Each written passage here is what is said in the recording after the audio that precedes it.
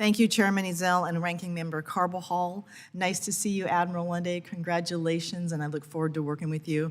And shout out to Mrs. Lunday for being here. Nice to see you both. So I represent Washington State and the South Puget Sound, where the maritime sector is integral to our national security and our economy. And I'm concerned that this administration's neglect and misuse of Coast Guard assets will compromise both.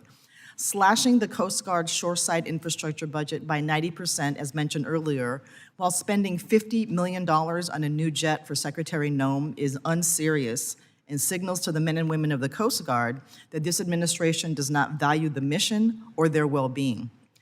I want to talk first about movement of cutter assets. I want to talk about the focusing on the diversion of assets critical to marine safety and capabilities from their assigned districts. So earlier this year, the subcommittee learned that 2 fast response cutters in the Pacific Northwest were being taken from District 13 for the rest of the year to support security operations at the southern border. These were the only fast response cutters serving the entire Pacific Northwest coastline. And we were informed that to address the long-term coverage gap in Washington State, a cutter is being transferred from Alaska. This will leave communities in Alaska with 1 fewer cutter. Now, I think my colleagues on the committee, perhaps including Congressman Begich from Alaska, would appreciate a thorough explanation of decisions that impact search and rescue operations and responsiveness to marine safety concerns that require a fast response cutter. Robbing Alaska to pay Washington State only exacerbates the gaps in regions that need coverage, especially now that fishing season and summer boating season are going to be in full effect. Admiral Lunday? So, Congresswoman, the decision to move temporarily assets around in order to meet higher priority needs is something that I and our operational commanders within the Coast Guard do every day in the face of increasing mission demand across our mission areas. And so the decision to temporarily deploy fast response cutters from the Pacific Northwest down to support controlling and enforcing and securing our southern border is not unusual. And then making decisions in conjunction with the Pacific Area Commander and the district commanders on how to address and position other assets temporarily to accomplish other missions is part of the work that we do every day across the Coast Guard.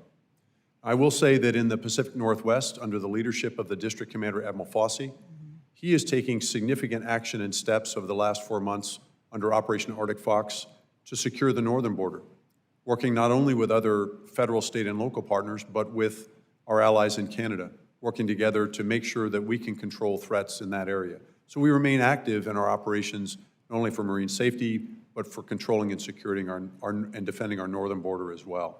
But I would say, Congresswoman, that also points out that because we're in the state of readiness that we're in today, we are not able to deliver the same level of services in all of our mission areas that we have traditionally tried to do. We are not as resilient, and we do not have the same level of bench strength that we had in the past because of increasing decades of underinvestment, and so we do not have the same level of availability of assets. Thank you. I want to talk a bit about privatization of search and rescue missions.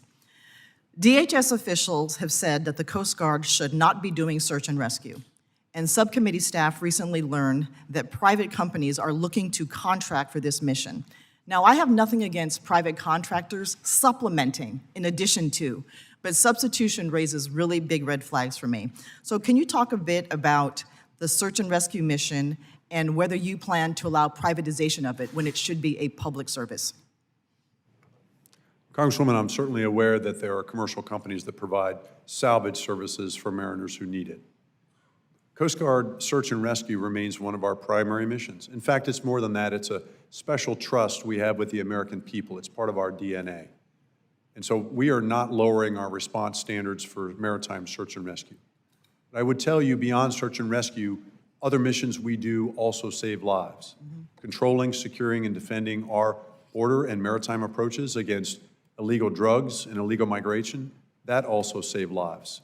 Defending our border and our maritime critical infrastructure from cyber threats to that infrastructure that could threaten the movement and facilitation of commerce. I want to get back to the question, though. Are you going to allow privatization of the search and rescue function instead of having the Coast Guard do it? Congresswoman, I have no plans to step away from our search and rescue operations or turn that over to private companies. at Thank this you. point. I yield back.